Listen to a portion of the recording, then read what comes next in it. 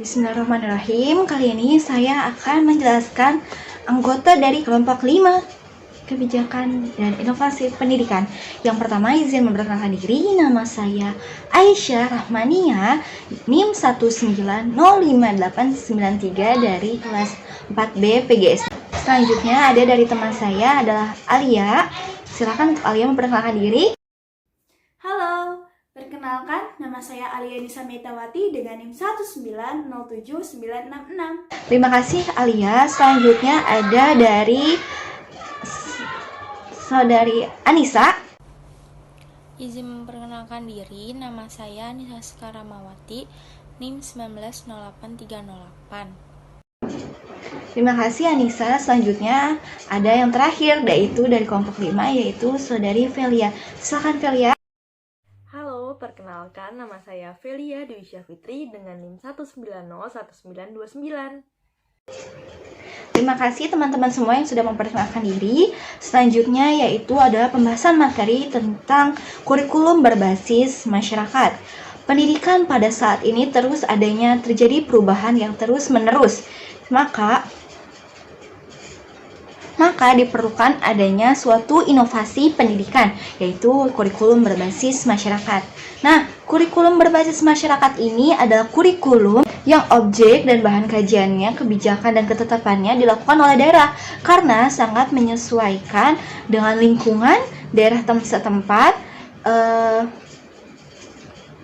kondisi sosial dan ekonomi serta sosial dan budaya yang ada, yang disesuaikan dengan kebutuhan pembangunan daerah yang perlu dipelajari oleh siswa itu sendiri.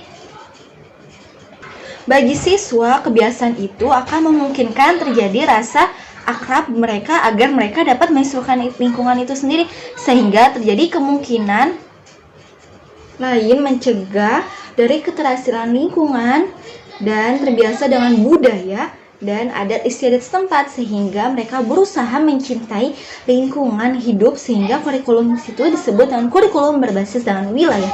Slide selanjutnya itu adalah tujuan dari kurikulum tersebut. Nah, tujuan dari kurikulum berbasis masyarakat itu apa saja? Yang pertama, yaitu dapat membekali siswa dengan kemampuan dan keterampilan sehingga mereka dapat mengelola lingkungan sekitarnya menjadi sesuatu yang dapat di masyarakat, sehingga jika mereka tidak dapat melanjutkan ke jenjang berikutnya, maka mereka telah memiliki suatu keterampilan tersebut.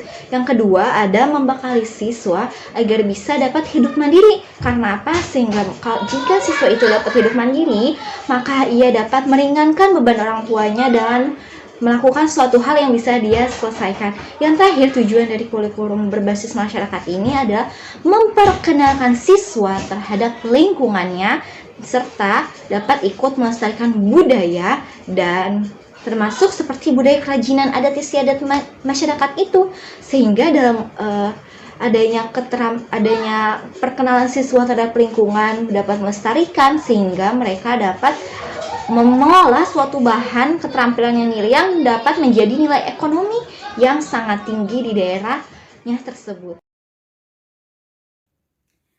Di sini saya akan menjelaskan tentang karakteristik kurikulum berbasis masyarakat. Karakteristik kurikulum berbasis masyarakat ini dibagi menjadi 4. Yang pertama, ada karakteristik pembelajaran. Yang kedua, ada karakteristik materi pembelajaran. Yang ketiga, ada kegiatan siswa dan guru. Yang keempat, ada penilaian.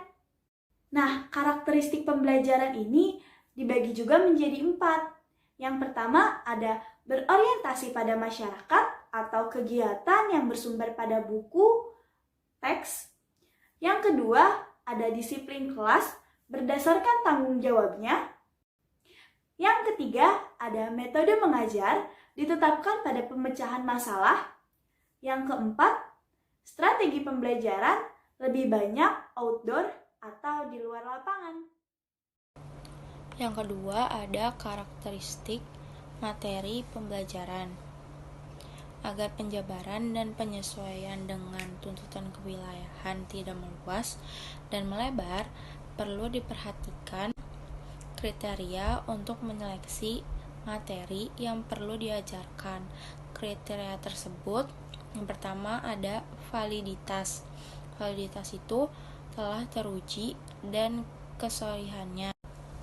2. Tingkat kepentingan yang benar-benar diperlukan oleh siswa. 3. Kebermanfaatan, yaitu secara akademik dan non-akademik, sebagai pengembangan kecakapan hidup atau life skill dan mandiri. 4. Layak dipelajari, yaitu tingkat kesulitan dan kelayakan bahan ajar, dan juga tuntutan kondisi masyarakat sekitar. 5. Menarik minat. Yang dimaksud yaitu dapat memotivasi siswa untuk mempelajari lebih lanjut dengan menumbuhkan rasa ingin tahu. 6. Alokasi waktu. Alokasi waktu yang dimaksud yaitu penentuan terkait dengan keleluasaan dan kedalaman materi. 7. Sarana dan sumber belajar. Dalam arti media atau alat peraga yang berfungsi memberikan kemudahan terjadinya proses pembelajaran. 3. Ada kegiatan siswa dan guru. Kegiatan siswa mestinya mempertimbangkan pemberian peluang bagi siswa untuk mencari, mengelola, dan menemukan sendiri pengetahuan di bawah bimbingan guru. Dan juga materi pembelajaran yang dipilih haruslah dapat memberikan pembekalan kemampuan kepada peserta didik untuk memecahkan masalah dalam kehidupan sehari-hari dan mempunyai kecakapan hidup atau dapat mandiri dengan menggunakan pengetahuan, sikap, dan keterampilan yang telah dipelajari. Guru berperan sebagai fasilitator, sumber belajar, pembina, konsultan, dan sebagai mitra kerja yang memfasilitasi siswa dalam pembelajaran, sehingga akan menghasilkan lulusan yang memiliki karakter, kecakapan, dan keterampilan yang kuat untuk digunakan dalam kehidupan yang akan datang. 4. Ada penilaian. Penilaian merupakan serangkaian kegiatan untuk mengumpulkan, menganalisis, dan menaksirkan data tentang proses dan hasil belajar siswa yang dilakukan dalam kegiatan pembelajaran. Oleh karena itu, sering disebut dengan pembelajaran berbasis kelas atau PBK. PBK ini dilakukan dengan mengumpulkan kerja siswa atau portofolio, hasil karya atau penugasan, kinerja atau performance, dan tes tertulis. Guru menilai kompetensi dan hasil belajar siswa berdasarkan tingkat pencapaian prestasi siswa selama dan setelah kegiatan belajar mengajar. Selanjutnya ada perkembangan kurikulum berbasis masyarakat. Yang pertama, terjadi perubahan drastis akibat perkembangan teknologi. Penentuan tujuan pendidikan berdasarkan filsafat dan psikologi pendidikan, serta spesifikasi kebutuhan masyarakat dan siswa. Seleksi strategi pembelajaran meliputi kegiatan, model, dan metode pembelajaran. Implementasi strategi pembelajaran yaitu secara aktual. Evaluasi pengajaran untuk menilai keberhasilan siswa dan efektivitas pembelajaran serta perbaikan evaluasi. Dan yang terakhir adalah evaluasi program evaluasi. Sekian penyampaian video materi dari kelompok kami. Selanjutnya kita akan melanjutkan diskusi dalam WhatsApp group dan kami akan mengirimkan link YouTube. Bagi teman-teman silakan disimak dan apabila ada pertanyaan bisa mengikuti peraturan yang telah disampaikan oleh moderator. Terima kasih.